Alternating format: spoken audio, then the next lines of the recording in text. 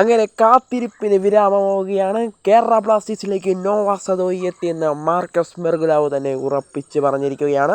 Marcus Mergulhao അദ്ദേഹത്തിൻ്റെ ഇൻസ്റ്റഗ്രാമിലും അതുപോലെ തന്നെ അദ്ദേഹത്തിൻ്റെ എക്സ് അക്കൗണ്ടിലും ഈ വാർത്ത ഇപ്പോൾ പങ്കുവെച്ചിട്ട് ഏകദേശം 5-10 മിനിറ്റ് ആകുന്നേയുള്ളൂ. എന്തായാലും നോവ സദോയി കേരള ബ്ലാസ്റ്റേഴ്സിലേക്ക് എത്തിയെന്നാണ് അദ്ദേഹം ഇപ്പോൾ വ്യക്തമാക്കുന്നത്.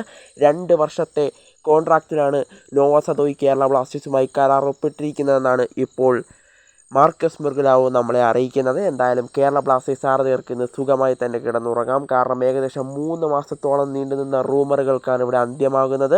കേരള ബ്ലാസ്റ്റേഴ്സിലേക്ക് നോവ സദോയി എത്തിയെന്ന വാർത്ത ഇപ്പോൾ പുറത്തുവിട്ടിരിക്കുന്നത് എല്ലാ ബ്ലാസ്റ്റേഴ്സ് ആരാധകരും അതുപോലെ തന്നെ ഇന്ത്യൻ ഫുട്ബോൾ ആരാധകരും ഉറച്ചു വിശ്വസിക്കുന്ന, അദ്ദേഹത്തിൻ്റെ വാർത്തകൾ മാത്രം വിശ്വസിക്കുന്ന മാർക്കസ് മെർഗുലാവ് തന്നെയാണ്. അതുകൊണ്ട് ഈ വാർത്തയിൽ ഇനി മാറ്റം വരാനൊന്നും സാധ്യതയില്ല.